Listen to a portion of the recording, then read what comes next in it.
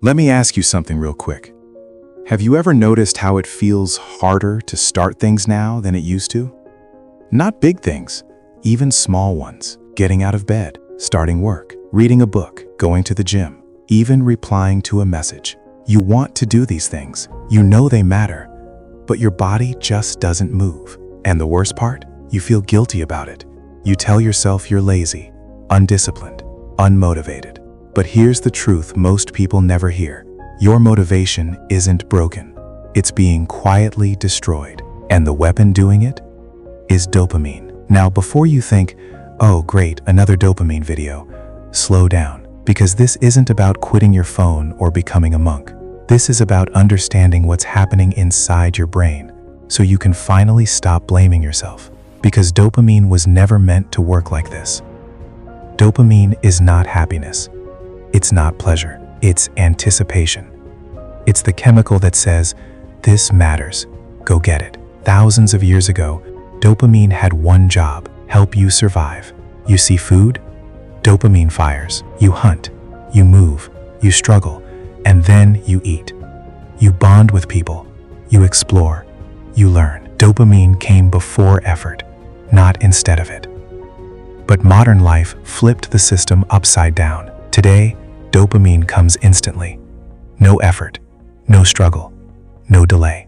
You wake up, dopamine. Notifications, dopamine. Short videos, dopamine. Likes, dopamine. New content, dopamine. Endless novelty, dopamine. Your brain is being flooded. And here's the part no one warns you about. When dopamine is cheap, motivation becomes expensive. Your brain learns something dangerous. I don't need to work to feel stimulated. So when real life asks you to focus, to struggle, to wait, your brain resists. Not because you're weak, but because your brain is adapting. That's what it does. The brain doesn't ask, is this good for me? It asks, is this normal now? And constant stimulation has become normal.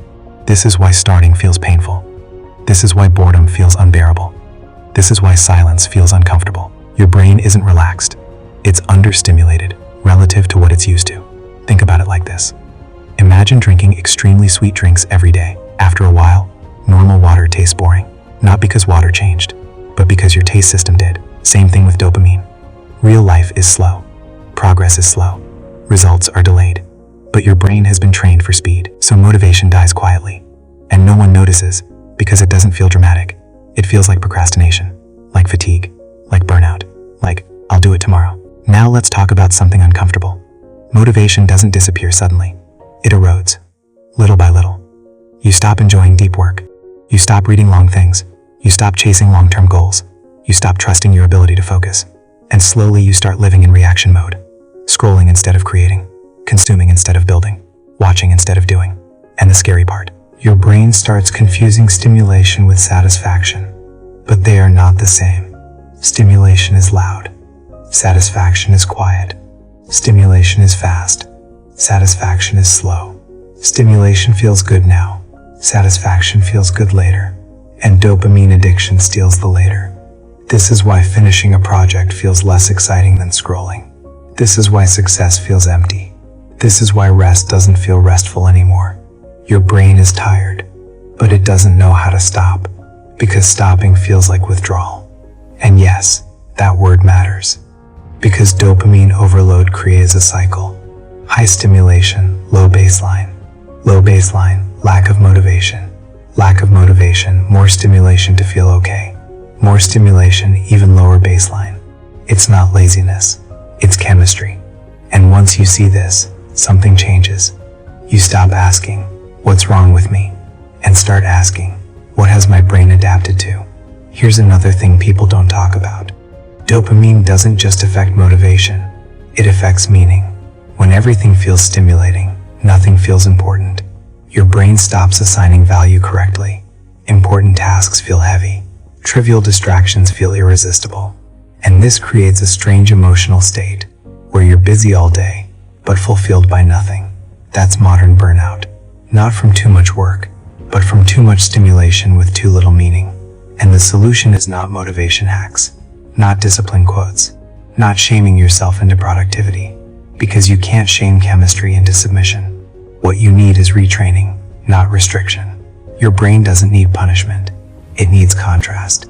It needs to remember what effort feels like, what boredom feels like, what focus feels like. Because boredom is not the enemy, it's the doorway. When stimulation drops, your brain panics at first. It says, something's wrong. But if you don't escape immediately, something interesting happens. Your brain recalibrates. Motivation slowly returns, not as excitement, but as willingness. And willingness is enough. This is why small actions matter more than big plans. A short walk without your phone, working for 10 minutes without distraction, letting silence exist, letting boredom breathe. Not to become perfect, but to remind your brain, effort is still normal. Because motivation doesn't come before action, it comes from action. That's how dopamine was meant to work. And once you understand this, you stop waiting to feel motivated. You start acting gently, even without it. And slowly, your brain follows. So if you're feeling stuck, unmotivated, mentally tired, this isn't a personal failure. It's a system mismatch. Your ancient brain, trapped in a hyper-stimulating world, doing its best to survive. You don't need to escape modern life. You just need to stop letting it hijack your reward system. And that starts with awareness. Because awareness creates space, and space creates choice. And choice is where motivation is reborn. If this made you feel seen, if it put words to something you couldn't explain, then remember this. You're not broken. You're adapting. And this channel exists to help you understand the code behind being human.